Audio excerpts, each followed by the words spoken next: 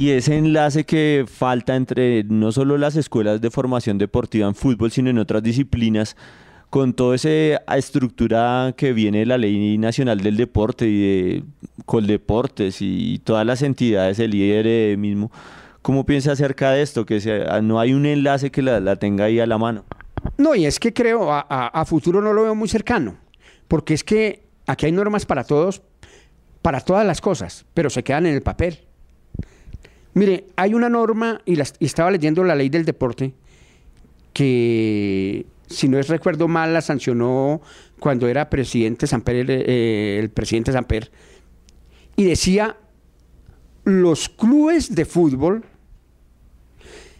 en 5 años tienen que acoplarse a lo que es la norma, y han pasado más de 20 años y no se acoplaron a la norma. Entonces, ¿dónde están los entes de control?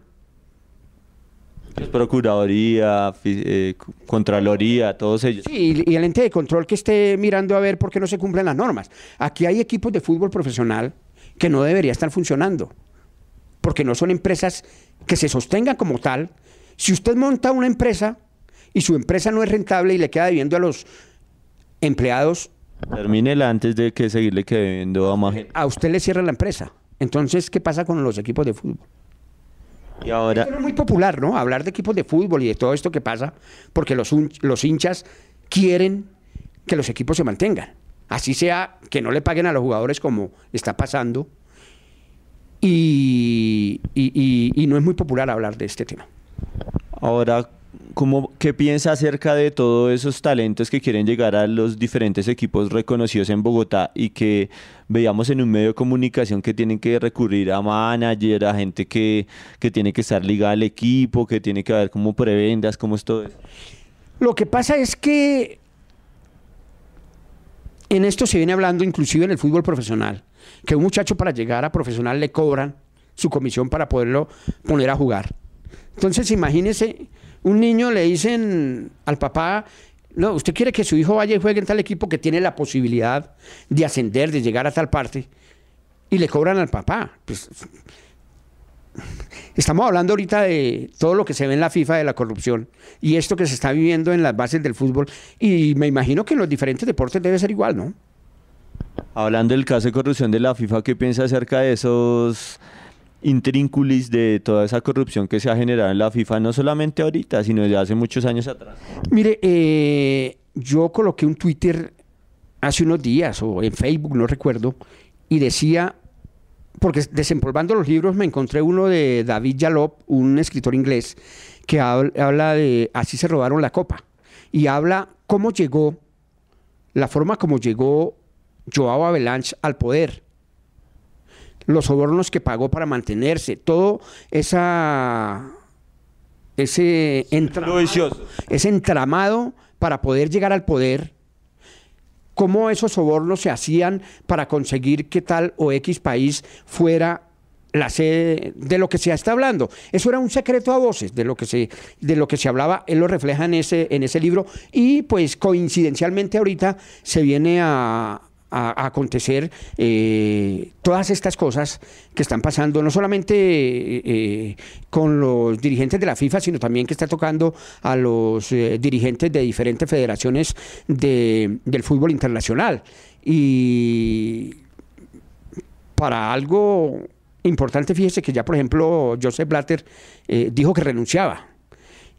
Pero esto no pasa, o no hubiera pasado, si no hay un nexo con la parte de Estados Unidos. Esto no se hubiera destapado.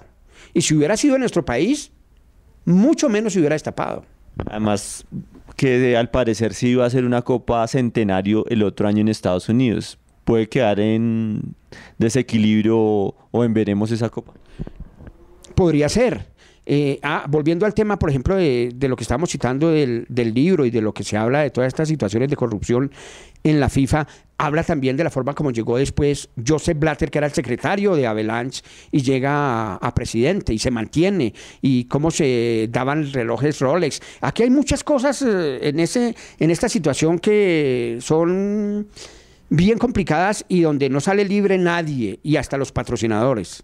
están comprometidos, donde se daban prebendas para llegar a una selección. Bueno, en fin, muchas cosas. Esto creo que lo que se viene es mucho más grande de lo que se ha venido presentando. ¿Cómo sería un buen reemplazo ahí de Joseph Blatter, analizándole usted de la parte del entrenamiento y el periodismo? Mire, por ejemplo, algunos dicen que debería ser un jugador quien llevara las riendas, ¿cierto? Aquí hubo un caso en Bogotá donde en la Liga de Fútbol hace unos años llegaron exjugadores de fútbol, entrenadores de fútbol, pero yo no sé si hubo esos enfrentamientos internos que son los que siempre se presentan y no dejaron que la Liga de Fútbol de Bogotá, cuando estuvieron ellos y tuvieron la posibilidad de manejarla, de haberla sacado adelante. Los famosos egos. Entonces no sé si son esas situaciones internas que se presentan, se sube el delirio de poder y comienzan las confrontaciones que no dejan que las cosas avancen. Pero si hay un jugador o un exjugador de fútbol que conoce cómo es la situación interna, cómo se manejan los clubes, que ha vivido el que a veces le paguen, el que a veces no le paguen, porque por ejemplo en nuestro país hay muchos clubes donde a los jugadores actualmente les deben 3, 4 quincenas, donde hay técnicos y jugadores que se han ido de un equipo y todavía le están adeudando. Entonces, mi querido Nicolás, la situación es bien complicada. Ya que hablamos de esos apoyos económicos, ¿qué piensa de estas chicas que le denominaba superpoderosas y que ya empataron el primer partido con México en el Mundial Femenino que se realiza en Canadá? Bueno, por ejemplo, aquí no tenemos una liga y no tenemos un campeonato de fútbol, y esto hace que lo que ellas vienen haciendo sea mucho más notable y se tenga que destacar con letras mayúsculas, porque no hay una liga de fútbol donde ellas puedan actuar. Entonces me parece, lo que pasa es que también hay gente que no le gusta mucho el fútbol femenino y de a poco se ha ido metiendo, pero me parece que lo más rescatable es que sin tener una liga de fútbol, sin tener una liga competitiva como hay en el fútbol profesional, estas chicas ya han clasificado a olímpicos, han clasificado a mundiales. Eso ya son 2 mundiales. Entonces, repito, eso es para valorar con letras mayúsculas, en moldes de oro, como los quiera llamar, lo que han venido haciendo estas muchachas. Así ahorita las queden eliminadas.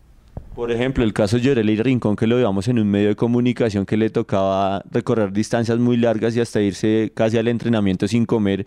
Y uno ve que la Federación Colombiana de Fútbol tiene muchos patrocinadores, pero infortunadamente no le llega un presupuesto a ellos.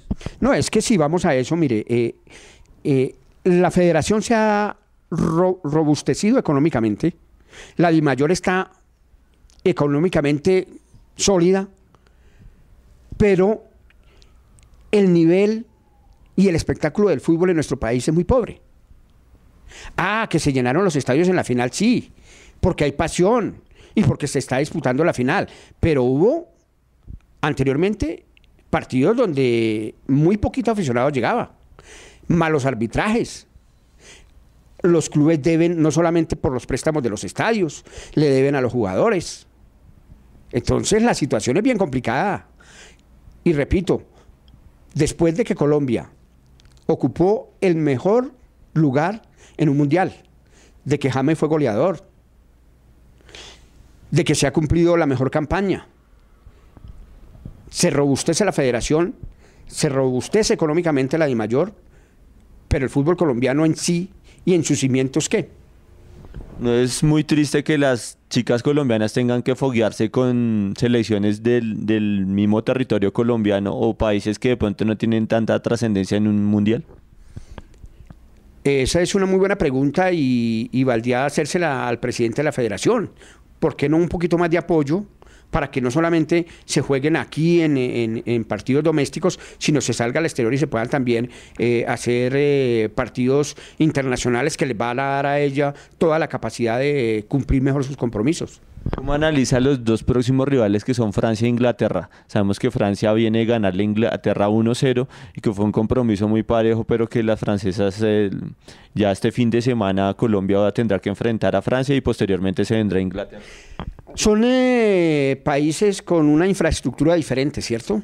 Y aquí lo que nosotros diríamos es que esa pasión de la que hablé y ese corazón y ese temperamento de lo que hablamos los colombianos lo puedan poner estas niñas y conseguir los resultados frente a de pronto equipos que les llevan algún tiempo en su preparación, que su condición económica es diferente en todos los aspectos. En el aspecto, por ejemplo, cultural, va a ser muy diferente a las niñas de Francia, de Inglaterra, al aspecto cultural que puedan tener las niñas colombianas. Además la técnica, porque ya hacen estudios de biometría, de esfuerzo, de muchas cosas que Colombia no los tiene. Sí, y repito, eso hace que la gente, por eso nosotros debemos destacar mucho más la parte de lo que hacen los deportistas colombianos, porque son con las uñas que se forjan. Ya cuando un jugador de fútbol ha trascendido y llega a profesional, encuentra una respuesta, pero cuando está formándose, no. Bueno, ya regresamos con más. Aquí en Zona Bien TV Futbolera vamos con la sección de cine y los trailers que cada 8 días ven para que todos los televidentes puedan observar las diferentes facetas de cine, de los artistas y las nuevas películas.